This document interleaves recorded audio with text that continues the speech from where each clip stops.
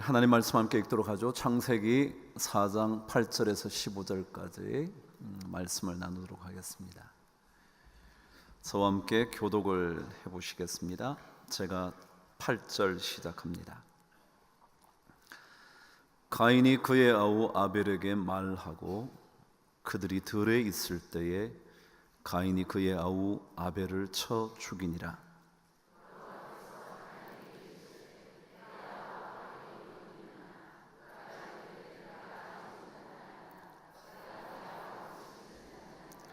이르시되 내가 무엇을 하였느냐? 내 아우의 핏소리가 땅에서부터 내게 호소하느니라.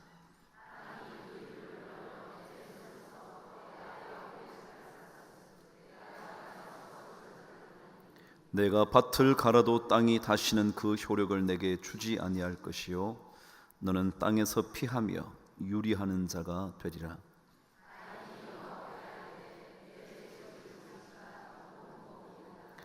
주께서 오늘 이 지면에서 나를 쫓아내시온즉 내가 주의 낯을 배웁지 못하리니 내가 땅에서 피하며 유리하는 자가 될지라.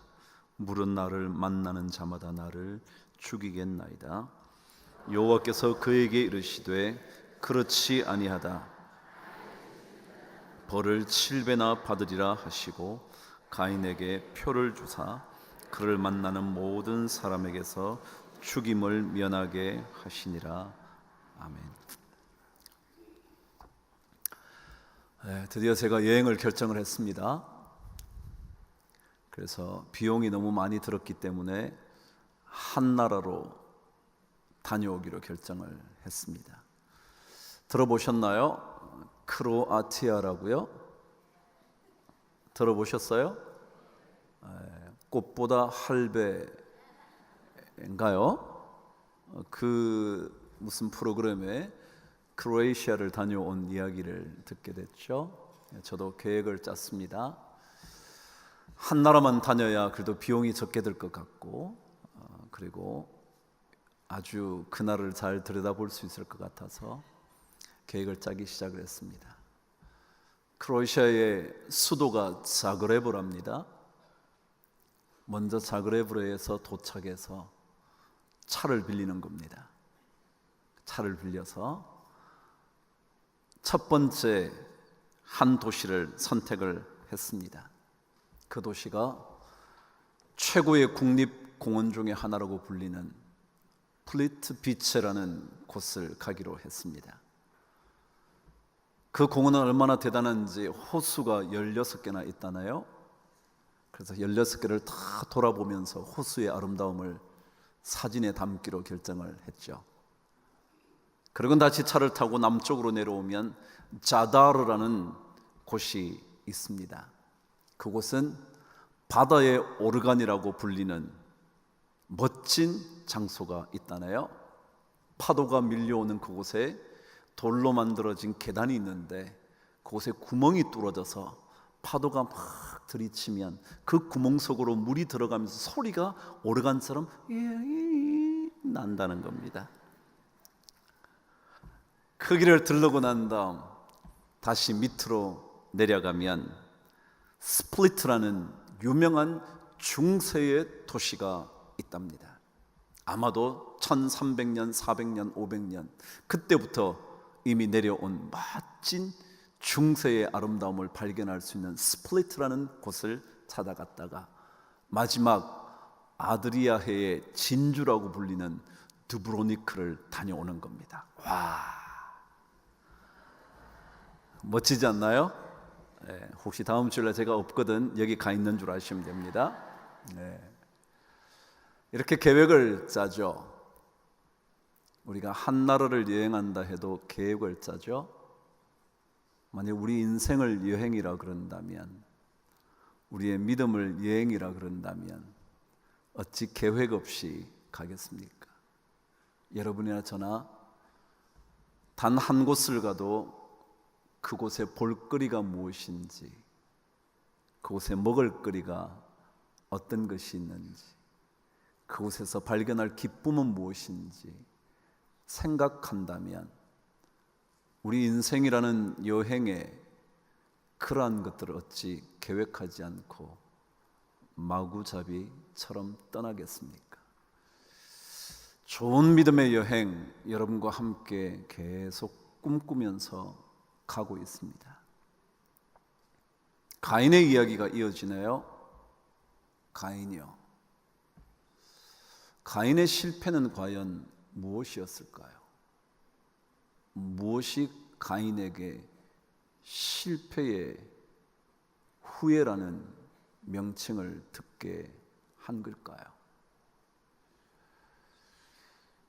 화가들 중에 자신의 자화상을 가장 많이 남긴 화가 몇 명이 있다 합니다. 그 중에 한 사람이 렘브란트라는 작가이고 또 한 사람이 고호라는 작가입니다.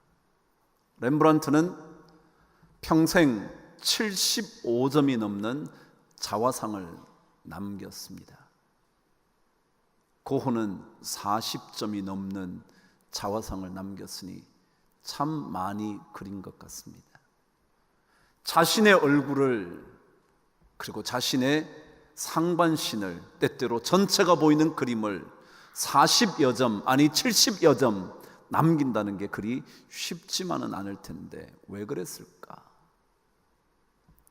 어떤 학자들은 단순하게 생각을 합니다. 그들은 가난한 화가였기 때문에 모델을 구할 비용이 없어서 그래서 자기 자신을 모델로 삼았다는 거죠. 아무 때나 거울 앞에 서기만 하면 모델이 되니까요. 이렇게 포즈를 취해 달라고 요구할 필요도 없이 그렇게 앉아 있으면 그게 그렇게 될 거고요. 그런데 여러분 생각해 보시죠. 사실 이 화가들은 물감을 구하기도 어려울 만큼 가난에 찌들린 적이 많다 그럽니다. 물감도 구하기 어려운데 무엇하러 잘 팔리지도 않을 자화상을 40여 점, 70여 점 이상을 그린다요? 팔릴 그림이라면 까짓 것 수십 점 아니라 수백 점이라도 그려야겠지만 자기 얼굴 그린 것 팔릴 일도 없는데 물감도 모자라는 그들이 무엇 때문에 자화상을 그렇게 그려댔을까요? 제가 그림을 여러 점 들여다봤습니다. 자화상을 들여다보기 시작했죠. 참 독특한 것은요, 똑같은 자화상이 하나도 없는 겁니다. 어떨 때는 맥없이 아무런 초점도 없는 듯한 눈을 가진 자신의 모습을 그리기도 했고요. 어떨 때는 마치 뭔가를 힐끗 쳐다보듯 눈이 옆으로 돌아간 그림도 있고요. 어떨 때는 아주 잘 차려입은 듯한 모습을 남긴 것도 있고요. 무엇 때문일까요? 어떤 평론가는 그래서 이렇게 말을 했습니다. 자신을 그렸다는 사실은 자기를 성찰하고 자신을 반성하는 그림이었다 말을 했습니다. 그러고 보니까 그런 것 같습니다. 어떨 때는 분노의 얼굴 같기도 하고요. 어떨 때는 모든 것을 포기한 듯한 느낌이기도 하고요. 어떨 때는 생동감이 넘치는 그림이기도 하고요. 자신의 삶의 모습이 어떤 것인지를 보는 듯한 그림들이었죠. 그래요. 자기를 잘 들여다보기 위하여 자화상을 계속 그려간다는 거예요. 자신의 모습이 어떤 것인지, 내 마음속에 어떤 것이 담겨져 있는지, 아니 어떤 것들을 생각하며 거기에 몰두하고 있는지 살펴보는 자화상이요. 윤동주 시인의 자화상이라는 시가 있죠. 그 시는 이렇게 되어 있습니다. 산모퉁이를 돌아 논가 외딴 우물을 홀로 찾아가선 가만히 들여다 봅니다. 우물 속에는 달이 밝고 구름이 흐르고 하늘이 펼치고 파란 바람이 불고 가을이 있습니다. 그리고 한 사나이가 있습니다. 어쩐지 그 사나이가 미워져 돌아갑니다. 돌아가다 생각하니 그 사나이가 가엾어집니다. 도로가 들여다보니 사나이는 그대로 있습니다. 다시 그 사나이가 미워져 돌아갑니다. 시가 이런 식으로 흘러갑니다. 여러분 한번 보시죠. 외딴 우물을 찾아갑니다. 아무도 없습니다. 아무도 보지 않습니다. 누구에게도 자신의 모습을 드러낼 필요가 없습니다. 근데 그때 그가 우물을 들여다보는 겁니다. 자신의 모습이 비쳤겠죠? 비친 자신의 모습을 보고 나니까 너무 자신의 모습이 밉더라는 거죠. 내가 이렇게밖에 살지 못했나? 내가 이렇게 살려고 20몇 년의 인생을 보냈나? 그렇게 생각이 들더라는 거죠. 그래서 살아온 삶을 생각하니까 그런 사람 안 됐어야 했는데 미워진 마음에 떠나갔대죠. 근데 가다가 생각해 보니까 그런 인생을 산 자신이 너무 불쌍해 보이는 겁니다. 야, 내가 진짜 무엇 때문에 이렇게 살아왔지? 너무 가엾어져서 다시 되돌아가는 겁니다. 그러면 또 우물을 들여다봅니다. 보니까 또다시 미운 그의 삶의 전 모습이 그 우물에 담겨져 있는 것 같습니다. 또 떠납니다. 그래요. 자기 자신을 잘 들여다본다는 거예요. 자신의 삶을 어떻게 살아야 할지 좀 더 확인해 볼 수 있는 길일 겁니다. 그래서 윤동주 시인은 참회록이라는 시에서 그렇게 쓰지 않았습니까?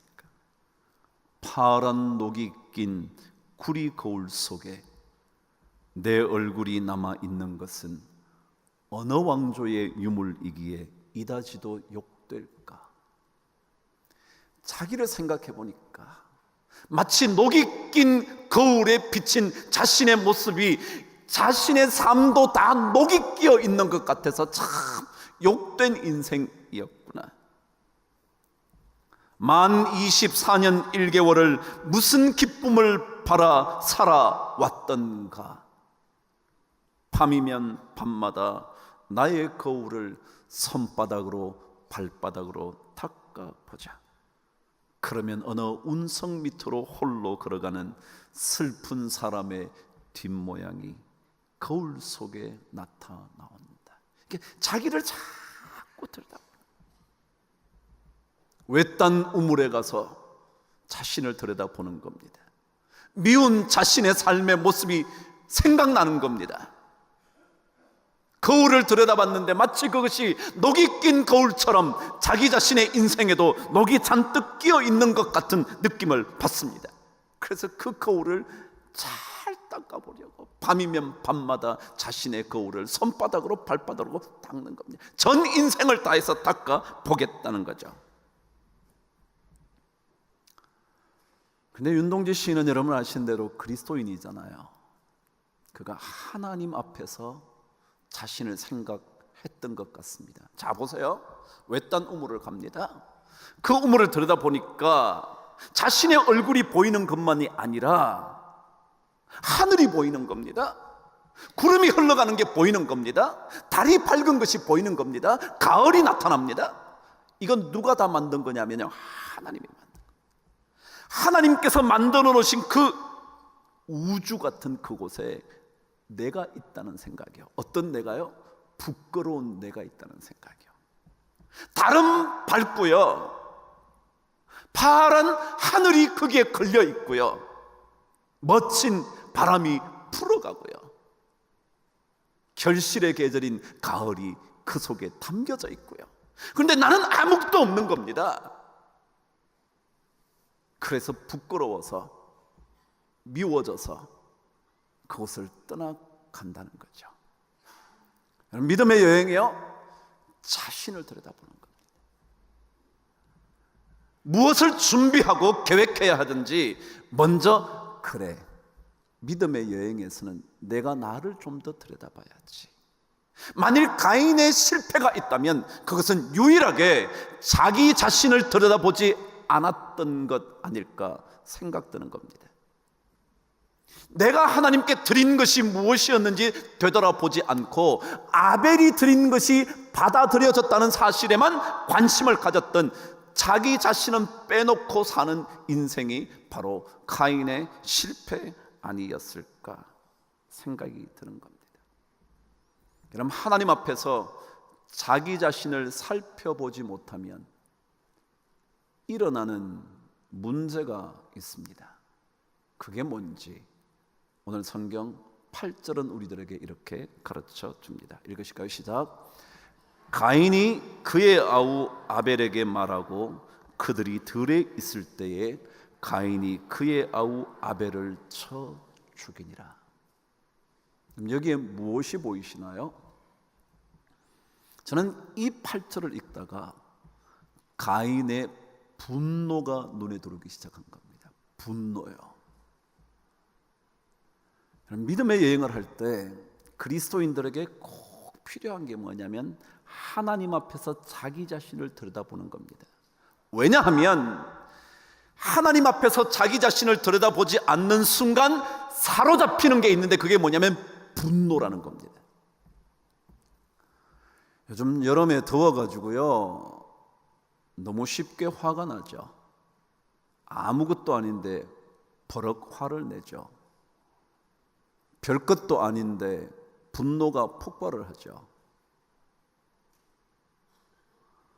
여러분, 중요한 것은요, 하나님 앞에서 우리 자신을 돌아보지 않는 순간 사로잡히는 질병 하나가 있다면 그것은 분노라는 거예요. 분노요. 옛 어른들은 이것을 가리켜 심화라 그랬습니다. 마음의 불이요, 마음의 불덩어리가 일어난다는 거예요. 그래서 그것을 견디지 못해서 아벨을 죽여버리는 겁니다. 여러분, 이 분노가 무섭거든요. 제가 늘 그러잖아요. 저는 우리 교회에 분노가 없어지면 좋겠다고. 분노가 가지고 있는 위험한 것이 몇 가지 있어요. 오늘 여러분 방금 8절에 읽었던 분노는요, 복수를 불러옵니다. 참 놀랍죠? 분노는요, 복수를 불러와요.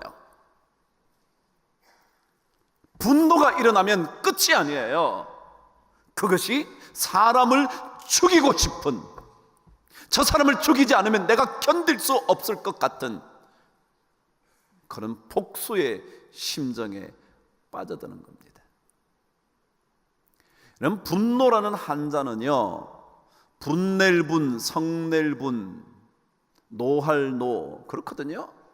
근데 이 분자가 성낼 분자 아닌 또 다른 분자를 쓰는 게 있습니다. 여러분 사전을 찾아보시면 분노라는 거의 똑같은 낱말의 한자어가 두 개가 있습니다. 하나는 분낼 분자를 쓰고요, 하나는 클 분자를 씁니다. 거대할 분자죠.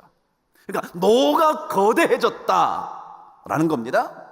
그러니까 이 분노는 뭐냐면요, 점점 더 커지는 겁니다. 자기 자신을 들여다보지 않으면 점점 더 커져가서 거대한 노가 되어서 그 사람을 죽여야만 되겠다고 생각하게 되는 거죠. 그게 분노의 위험입니다. 그래서 하나님을 따라가는 믿음의 여행을 하는 사람들은 꼭 자기를 들여다보면서 분노를 다스려야 합니다. 분노를요. 에베소서 4장 26절은 그렇게 말합니다. 분을 내어도 죄를 짓지 말고 해가 지도록 분을 품지 말라고. 근데 그 다음 말씀에 뭐라고 되어 있냐면 27절에 보면 마귀에게 틈을 주지 마라. 분노가 일어나면요, 마귀에게 틈을 주는 겁니다.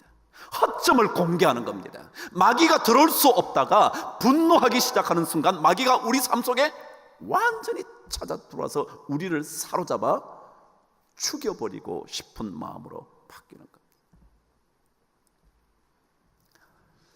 극지역에 살고 있는 이누이트라는 족속은 분노를 다스리는 법이 있답니다. 그게 뭐냐면 마음속에 분노가 자꾸 일어나면 하던 일을 멈추고 그냥 평온을 걷기 시작을 한다는 거예요. 계속 걷는 거예요. 언제까지요? 분노의 마음이 사라질 때까지 계속 걷는 거예요. 걷다가 마침내 분노의 마음이 가라앉으면 거기에 나무 하나를 꽂아놓고 되돌아온다. 분노 다스리기가 참 어렵거든요. 정말 누구 말대로 분노가 일어날 때 큰 숨을 들이쉬면서 숫자를 세어보라 그러기도 하더라마는요, 참 쉽지 않죠. 그런데 하나님의 사람들도 이 분노에 사로잡히는 것은 똑같습니다. 그런데 이 분노가 복수를 불러온다는 사실을 먼저 인식하고 이것을 잘 다스려야 합니다. 근데 또 다른 한 위험이 있습니다. 분노를 품게 되면 복수하게 되는 것만이 아니라 또 다른 어려움 하나가 생기는데 그것은 오늘 말씀 또 다르게 적혀져 있습니다. 11절 12절 읽겠습니다. 시작. 땅이 그 입을 벌려 내 손에서부터 내 아우의 피를 받았은즉 내가 땅에서 저주를 받으리니 내가 밭을 갈아도 땅이 다시는 그 효력을 내게 주지 아니할 것이요 너는 땅에서 피하며 유리하는 자가 되리라. 분노를 품으면요, 복수하는 것만이 아니라 자기 인생도 망치게 됩니다. 오늘 성경 그렇게 말하죠. 복수를 서슴지 않았던 가인에게 하나님께서 너는 저주를 받게 됐어. 내가 땀을 흘려도 땅이 그 효력을 내지 못할 거야. 네가 수고한 대가가 하나도 없어질 거야. 이런 분노는요, 남을 해치는 것만이 아니라 뭐요? 나도 해친다고요. 남을 고통스럽게 만드는 것만이 아니라 나에게도 저주의 인생을 펼쳐놓게 되는 것이라는 사실입니다. 분노가 폭발하면 상대방도 죽이지만 정작 자기 자신도 죽이고 마는 그런 끔찍한 생각이 됩니다. 그래서 그리스도인들은 이 분노를 다스리기 위하여 하나님 앞에서 자기를 늘 들여다봐야 됩니다. 자, 그렇다면 하나님 앞에 자기 자신을 들여다본다는 것이 무엇인지 오늘 성경은 우리들에게 이렇게 가르쳐 줍니다. 9절과 10절을 읽습니다. 시작. 여호와께서 가인에게 이르시되 내 아우 아벨이 어디 있느냐? 그가 이르되 내가 알지 못하나이다. 내가 내 아우를 지키는 자니까. 이르시되 내가 무엇을 하였느냐? 내 아우의 핏소리가 땅에서부터 내게 호소하느니라. 뭔 말 같으세요? 하나님 앞에서 자기 자신을 들여다보는 사람들은요, 하나님의 질문에 정직하게 대답해야 한다는 겁니다. 하나님의 질문 앞에 아우 아벨이 어디 있지? 내가 뭘 했지? 라는 질문에 정직해져야 한다는 겁니다. 여러분, 하나님의 음성은요, 말씀을 통해서도 들려올 수 있지만 여러 환경을 통해서도 들려올 수 있고요, 심지어 부인을 통해서 듣게 될 수도 있고요, 자녀를 통해서 듣게 될 수도 있고요, 남편의 지나가는 말처럼 하는 얘기에서도 들을 수 있을지 모르고요, 이제는 늙어서 별 소용도 없는 부모님의 말씀 가운데서도 하나님의 질문이 있을 수 있습니다. 그 질문에 정직해야 합니다. 자식이 말하는 그 얘기를 들으면서 쓸데없는 소리 하지마, 네가 뭘 안다고 그래, 그게 아니고요, 그 속에서 하나님의 음성이 들릴 수 있다는 사실 때문에 여러분이 그 얘기를 들을 때 정직해져야 합니다. 오늘 가인은 말합니다. 내 아우 아벨이 어딨지? 하나님, 저 몰라요. 제가 어떻게 알아요? 근데 여러분 정말 모르나요? 하나님이 몰라서 묻나요? 늘 묻잖아요. 아담에게도 내가 어디 있느냐 몰라서 묻나요? 아우 아벨이 어디 있느냐 몰라서 물으시나요? 아주 알고 계시죠. 그러니까 그 질문을 들을 때 내가 정직해져야 하는 겁니다. 하나님, 제가 분노를 참을 수가 없어서 동생을 죽였습니다. 그러면 그때부터 새로운 삶이 시작되는 겁니다. 여러분, 분노는요 모든 인간의 공통적인 감정이랍니다. 돌을 닦았다고 없는 게 아니고요, 여러분이 좀 착하다고요 없는 게 아니고요, 다 있어요. 다 있어요. 근데 그 분노의 감정을 어떻게 다스리느냐? 우리는 하나님의 말씀을 듣는, 하나님의 질문을 듣는 그 순간, 그때 정직해지면 그때부터 분노를 가라앉히는 겁니다. 분노를 다스릴 수 있게 되는 겁니다. 하나님이 어떻게 물으시든지, 누구를 통해서 물으시든지, 어떤 환경을 통해서 여러분에게 질문하듯이 거기에 정직해지는 겁니다. 그러면 그 분노는 점점 더 가라앉게 되죠. 여러분, 이 분노는 결국 마음의 문제잖아요. 마음의 문제예요. 질병 중에 다코스보 심근증이 있답니다. 다코스보, 아마도 일본 사람의 모양이죠. 그 사람이 발견했던 것 같습니다. 다코스보 심근증이 있는데 심장에 근육이 뭔가 이상이 생기는 겁니다.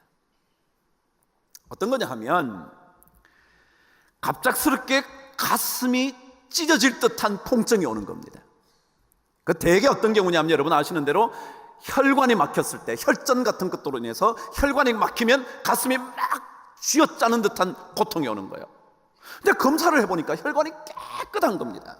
아무런 문제가 없는 거예요. 그런데 이런 고통이 마치 혈관을 막은 것과 같은 그런 고통이 오는 겁니다. 조사를 해보니까 어떤 엄청난 마음의 감정이 일어나게 되면, 분노라든지 아니면 슬픔이라든지 이런 것들이 강력하게 우리 안에 찾아오면 우리 심장의 벽, 심실, 왼쪽 심실, 거기에 혹 같은 게 생긴다는 겁니다. 스트레스를 받으면 혹 같은 게 생기는데, 이것이 심장이 뛰는데 정상적으로 이렇게 뛰어야 되는데 자꾸 부딪히잖아요. 이게 이렇게 뛰는데 얘는 안 부딪히는데 이게 튀어나왔으니까 부딪히는 거예요. 그러면서 고통이 막 신체에 물리적으로 가해진다는 거예요. 찾아보니까 다른 이유가 아니고요, 마음속에 일어난 무언가의 영향을 받는다는 거예요. 마음이요, 이 마음을 잘 다스리려면 하나님 앞에 그냥 정직해지면 돼요. 제가 그랬잖아요. 우리 인간 어느 누구도 온전할 수 없고요, 어느 누구도 분노로부터 빠져나올 수 없고요, 다 그 마음이 있어요. 다 그 마음이요. 누구나 한 번쯤엔 저 사람 죽여버렸으면 좋겠다고 생각하는 사람이 있어요. 저러가 없겠습니까? 여러분은 없으셨나요? 저것만 없어지면 내가 괜찮을 텐데 생각 안 해보셨나요? 다 있죠. 근데 그때 정말 하나님 앞에서, 하나님, 제가 진짜 그런 마음이 생깁니다. 여러분, 하나님 앞에서 자신을 정직하게 얘기하면 그때부터 우리 마음이 가라앉는 겁니다. 그럴 때 우리 마음 속에 일어났던 그 마음의 모든 뜨거운 것들이 가라앉기 시작하고 하나님으로부터 우리가 치료를 받게 되는 거거든요. 그래서 예수 믿는 사람이 믿음의 여행을 할 때는요, 하나님의 질문을 듣고 자기를 잘 들여다보고 정직하게 얘기하는 겁니다. 그럼 죄 짓지 않는 사람이 누가 있겠습니까? 그러나 죄를 지을 때마다 하나님 앞에 정직하게 내려놓고, 하나님 제가 이거 정말 다스리기 어렵습니다, 하나님 도와주십시오. 그럼 그때 우리의 삶이 새로운 시작을 합니다. 그게 바로 새로운 피조물이라 그러는 거예요. 근데 오늘 성경은요, 우리에게 이런 하나님 앞에 정직해지기 위해서 우리가 애써야 되는 게 있어요.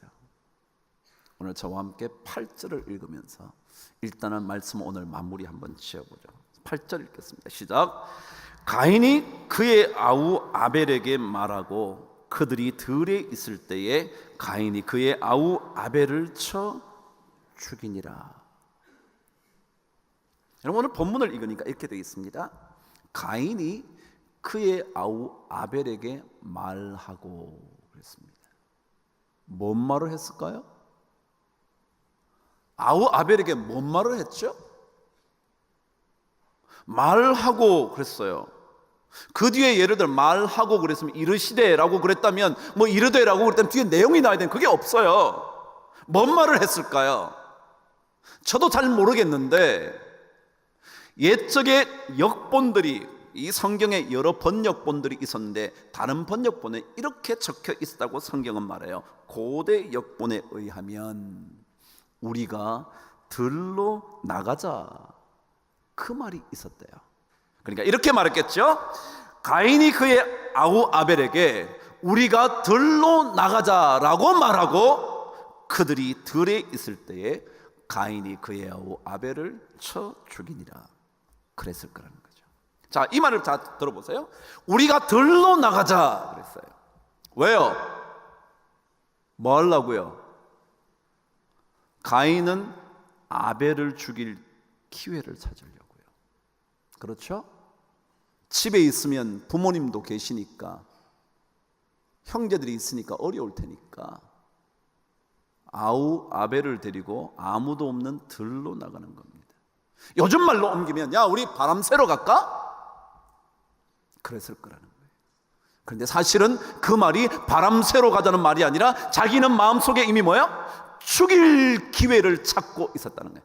무슨 말이냐면요, 하나님 앞에서 정직하게 대답해야 하는 사람들이 자기 자신이 애써야 하는 것이 있는데, 그거는 뭐냐면 마음의 생각과 말을 동일하게 하는 겁니다. 마음의 생각과 말을 뭐요? 동일하게 만드는 거예요. 근데 많은 사람들이요, 말은 이렇게 하는데요, 마음은 그게 아니야. 말은 들로 나가자 말했는데요, 구경하러 가는 게 아니라 죽이려고 가는 거예요. 말은 이렇게 했는데요, 전혀 생각은 딴 것을 품고 있는 거예요. 무서운 거죠? 그래서 제가 이렇게 한번 적어봤어요. 여러분의 말 속에 칼을 담고 말하지 말라. 칼을 담고. 차라리 너 오늘 죽여버릴 거야, 그랬으면 덜에 안 나갔겠죠? 네, 그런 말 안 해요. 야, 우리 들로 나갈까? 바람 좀 쐴까? 가정에서도요, 다정하게 말하는 것 같지만 사실은 공격하려고 말을 하는 거예요. 예수 믿는 사람들이 믿음의 여행을 할 때 이걸 주의해야 된다는 거예요. 말과 마음의 생각을 일치되게. 여러분, 그렇지 않으시다면 그냥 입 다물고 계세요. 그런데 마치 아닌 것처럼 사람을 안심시켜 놓고 칼을 들이대지 마세요. 그게 우리가 해야 될 일이에요. 하나님 앞에 정직해지려면, 정직한 대답을 하려면 생각과 마음을 똑같이 품는 훈련을 해야 돼요. 그래서 그것이 남에게 상처가 될 것 같으면 안 하는 거죠. 뭐. 그렇게 자신을 자꾸 만들어가지 않으면 가인의 후예가 돼요. 가인의 후예가 된다. 여러분, 소설 제목 들어보셨죠? 가인의 후예예요. 들로 나가자고 말했지만 사실은 죽이려고 했던 거예요. 그럼 한 주간 말복까지 남아있대죠? 더운 날씨에 분노가 쉽게 일어날 텐데 조금 마음을 가라앉혀 보시죠. 그러기 위해서 하나님의 말씀을 들을 때 정직하게 말합시다. 하나님, 정말 제가 저 사람 싫어요. 하나님 앞에요. 하나님 앞에 저 사람 싫어요. 하나님, 이거 어떻게 하면 좋죠? 제 마음에 그것을 좀 가라앉힐 수 있도록 도와주세요. 그리고 그 사람을 만나시거든 얘기했죠. 똑같이 말씀하시라고. 말과 생각을 동일하게 하시라고. 그 훈련하는 거예요. 믿음의 여행에는 이런 계획을 좀 세워놓으셔야 돼요. 그런 계획도 없이 막 가시면요, 가인처럼 똑같이 돼요. 분노를 견딜 수 없어요. 분노 조절 장애 질병을 앓는 사람들은요 이렇답니다. 그 분노를 폭발시키고 난 다음에 후회가 돼야 되잖아요. 근데 이런 사람은 후회를 안 한대. 오히려 어휴 너무 잘 됐다. 그런데 그게 진짜 분노 조절 장애를 가진 사람이래요. 만일 그렇지 않다면 아직 여러분은 분노 조절 장애 병은 안 앓고 있는 거예요.